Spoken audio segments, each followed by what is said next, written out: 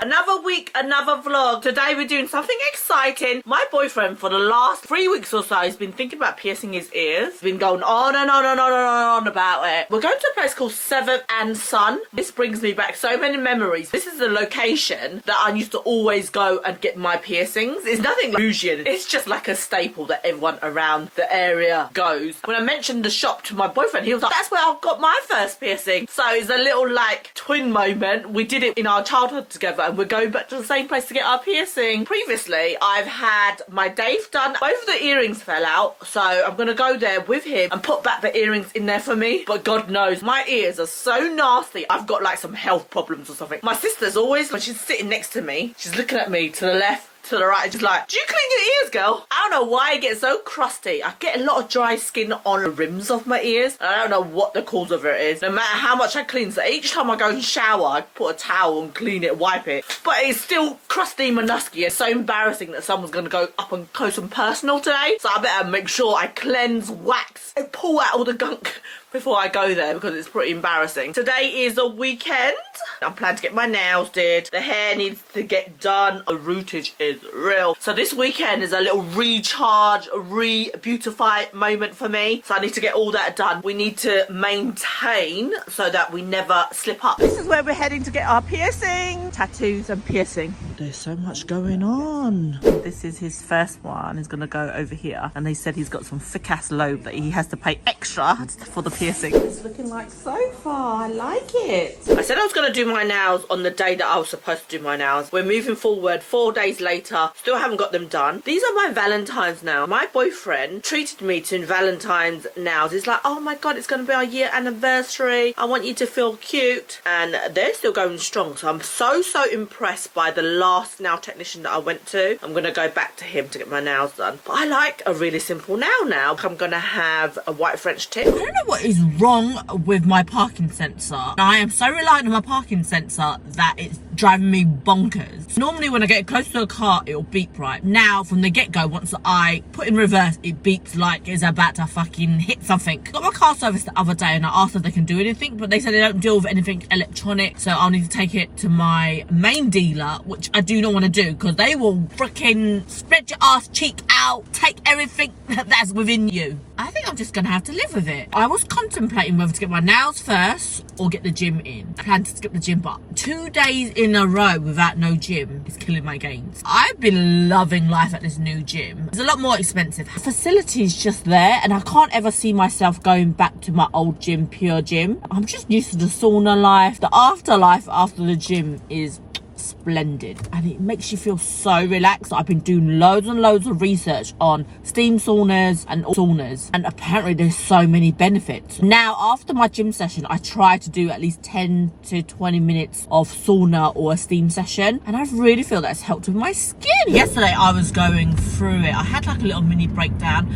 So my man, he came home from work. He's also exhausted. He's finding it a bit of a struggle adapting to the new routine. It's a bit more stressful trying to get into work on time and combining the gym with that early in the morning. He has to wake up extra early. It's making me feel kind of shitty. I'm both tired after work. You think that it's going to be so exciting, we're going to experience new things, and don't get me wrong, it's fucking amazing. However, you don't think how change will affect you until it actually happens. I'm such a tough cookie. This is fucking like easy. When I break it down, not everyone deals with change the same way that I deal with it. I kind of just brush it aside. And this is how life is. You just have to deal with it. And he's not a moaner, but I can tell that he's just feeling exhausted and run down. Like 2 hours driving there to work in the morning and then coming back. It's not a long drive, but it's just a long drive because of the traffic. The logistic behind it. By the time he arrives home, I spend all time cooking, eat our food, and then we spend a bit of time together, and then by 9, 10, I need to go to sleep because I'm so tired from the day. Work has been so tiring. It's just a busy period in my life at the moment. I deal with finance. It's approaching the end of the financial year. Fucking everything is just thrown at me at this stage. I am not gonna lie, adapting to cooking fucking 7 days a week is really tough. I can't think of new fucking recipes. You go through this stage where you feel like, oh my God, I've got a lot more on my plate. Before, when I'm single, if I don't want to eat in the evening, I literally can just starve myself, or I just grab something really quick. But now I've got 2 bodies to think about inside this damn household. Little things like that, you just think, oh, it's another decision making that I need to go through, and it fucking taxes my body. I am not a cooker, and I never enjoyed cooking. So being this fucking girlfriend, being this responsible adult, sometimes I feel like, what have I brought upon myself? But it makes sense for me to cook during the weekday because I work from home 4 days a week and he's in the office like 5 days a week. So by the time that he arrives home, it'll be really late for us to decide what to cook. It makes sense that I'm at home, I do it straight away. We've kind of come up with a mini plan that during the weekday from Monday to Friday, I will cook, except if I'm in office, then obviously we need to kind of discuss about that. Oh, fucking hell, this is some tight ass road. Hopefully it's gonna move out of the way for me. I live in the suburbs, guys. Bushes both sides. It is so hard to navigate and drive around here. I never thought I will get used to this life, but here I am. Oh, I've set this agreement where he'll cook in the weekend. And last weekend, I don't want to be a moaner, right? He went out the night before on Saturday night. Fair enough. And then Sunday, I'm thinking, it's 2 o'clock. Clearly, food is not on his mind. He's a boy. Doesn't fucking think about food or ingredients that you need to get. It's like 2 and I'm like, okay, I better go and prepare something for us to eat. Obviously you have to be understanding your partner's situation because he's fucking hungover from yesterday, he's been out. Last thing you want to do is cook, and then that leaves the burden on me to decide and cook, and it's meant to be his weekend. Little things like that I think we just need to iron out. When someone's not feeling 100, you need to make up the proportion to level the playing field. Navigating through that is tough because before 10 years, I only have to think of myself. Now I have to think of this other fucking human being. I'm moaning to you about little stuff, but overall it's really good. The feeling of someone coming home to you at the end of the day, feeling that security that you know you've got each other, it makes a world of a difference. You just have that sense of security above everything that beats all of the little nitty gritty stuff that we need to iron out. Normally walk in, so I got another girl. Not gonna lie, she freaking overheat my nails a bit and I'm just like holding it in. It's the worst when they're going over the same bit and it just burns through your fingertips. Overall, she did a good job. We need to colour this hair. Look how much the root has grown. I've got all the stuff with me. I'm a DIY type of person, so I do it myself. However, it needs a lot of TLC, as you guys can see. It's really brassy, so I haven't toned it in such a long time. But we need to get this root sorted. I'm going out this weekend. I am seeing my friends. We're going with our partners. It's like a little triple date sort of situation. Look cute for the weekend, because I feel like it's been a hot moment since your girl looks half decent. I've kind of let myself slip down the drain. You know all these New Year goals I said about myself? I'm going to put on makeup every single day. I'm going to put an effort. That lasted around about 2 weeks and then I'm back to bloody makeup free. So I'm going to try and start that from next week. This is the combination that I use to bleach my hair. I'm using this 9 level of colour lift by this brand Osmo. 30% volume in peroxide. I have Asian hair, so I need quite a high percentage volume. It goes up 1 volume above that, which is 40, but I use 30. 20 is a bit too low. It takes a lot longer to develop some colour. My toner, I'm using this, which is slate grey. I don't normally use this, but I've used it once before. It's really ashy and it's more of like a grey tone. This is the only colour that I have, and this is what we're going to use, and we're going to mix that with a 6 volume peroxide for the toner. So we'll use this after we bleach our hair. I'm just going to use around about 1.5 scoops. I don't think I need a lot of bleach. I don't measure anything, I just eyeball it. We want the creamy consistency, not too runny. I think that looks perfect. The reason why I like this powder is because it's got a blue tone to it, which also tones the hair whilst it's bleaching. We just had a change of clothing. It's important that you also have one of these tooth comb so that you can separate the parting. I'm not doing anything spectacular. What is so important is you don't want to double layer the bleach. Only the roots, that's where you need to apply the bleach. If you overlap the bleach, you can risk over processing this hair and you can fuck up your hair. Use with caution. I'm not advising anyone to do this yourself. Me, I've done it for such a long time that it's just easy for me. I'm not saying I get the best results. It gets me by. I'm sure the salon does a better job than what I can do. But hey, it's working. To the rootage, all the way down to where the blonde is. We get our comb, we thin in the layer.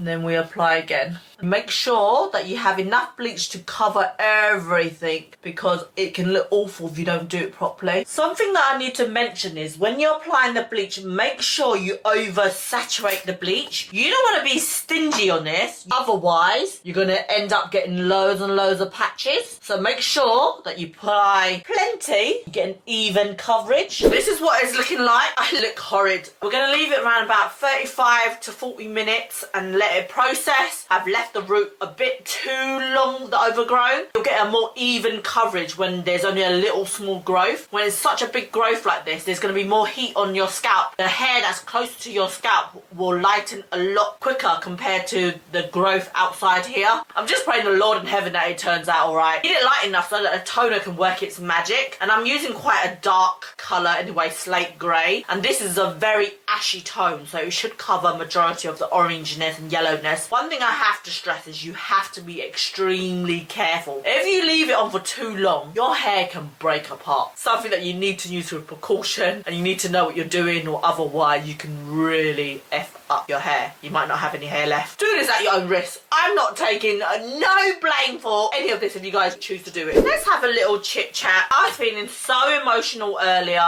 Tangent when I was leaving the gym. I was holding back my tears. I don't know why, since last week or so, I've been feeling so emotional. My sister, she made it worse. She's currently in Korea at the moment. She messaged me yesterday, kind of breaking down and feeling really sad. And when I see my family really sad, it makes me really sad. Today, I was just reminiscing all the things that she said. I hit quite some key important points in my life. She was talking about how we don't make enough time and memory with my mom. And I totally agree. Sunday, we're having Mother's Day. Also, my baby sister, the youngest one, not Twee, she's actually leaving and going to Australia, traveling for a whole entire year. So she's trying to find a job out there, self-discover, leaving the nest. You always take it for granted that your family's always going to be around, just down the road, that you can call them and speak to them anytime. It's kind of really synced in that even if I want to see her, I won't be able to do that. It's not like it's a 2-hour flight like in Australia, which is a 24-hour flight away. I think it touches guilt that I have internally, as you try to brush it at the back of your mind, but deep down you know that something's not right. You haven't been putting that effort. You haven't put in the work to build and nurture that relationship. So that's why it touched me even more. I feel like there's so much more that I can do to spend time with my family, to make more memories. We take it for granted that they're always going to be around. My mom is like 65 or something, and she's not going to be around forever. And then you also feel like, oh my God, my life is so busy. Where am I going to find the time to do this? But things that are important to you need to make the time. Bless my boyfriend. He was sitting there and he don't know what to do, just rubbing me, making me feel better.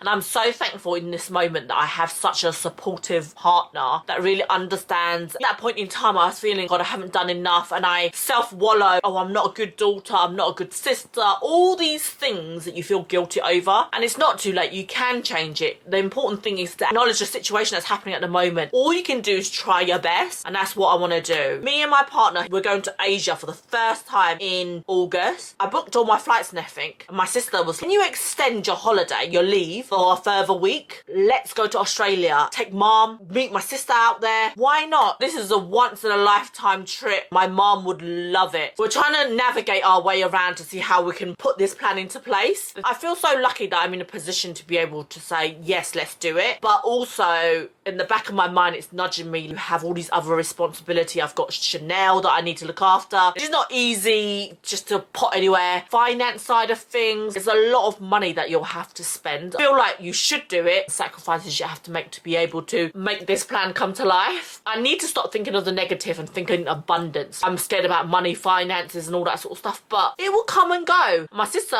reminded me that it's so important to live rather than just to work, plod along. Life is about creating memories with the people that are important to you, the people that you love, and not taking those moments for granted. Am I going through a midlife crisis? Sometimes I feel like my mom is like another responsibility. I feel guilty for feeling that way. She's done so much for us. I need to fucking change my mentality. Like, why am I like this? I'm such a bad person. It's been around about 35 minutes. I'm going to wash this off. Gonna give it a little wipe down and see what the colour is underneath.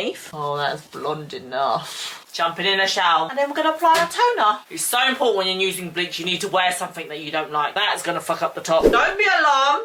I know it looks crazy, it looks orange and yellow, but that's part of the process. This is your natural hair being processed in bleach. There's no toner applied on it. My root is really lightened. There's obviously more heat at the scalp, so that's why the scalp is slightly a bit lighter compared to the hair, but hey, a toner will fix everything. Just gonna mix that together and slither that all over the hair. This is the mixture. I use a quarter of the tube because I'm only covering half of my hair. It's not the full head, and I think this is more than enough. Once it's mixed together, this is what it looks like. Very creamy consistency, and we're literally just gonna slither it all over the hair from root to ends. Half of my hair is brown down below, so down here is brown. I'm not going to apply any of the toner there. Just where the blonde bits are, which is just my top half of my head, you can already see tone down the yellowness already. Ensure that there's even coverage. I mean, I should pay a lot more attention and be a bit more careful. It's getting late. I haven't made dinner yet. My boyfriend's going to arrive home anytime soon, so I need to slither this on. Let me just apply all that off camera. I'm going to let it develop for around about 20 minutes. Whilst I'm letting that develop, I'm actually going to go downstairs and make dinner. I was just craving chicken wings. I think I've let it over process for a tad bit too long. I was so busy cooking away and slaving away. So we're going to get in the shower, wash all this off. Hopefully it is not jet black. I'll show you guys the result. Remember, I never showed you guys the end result of the hair colour. So this is what it's looking like.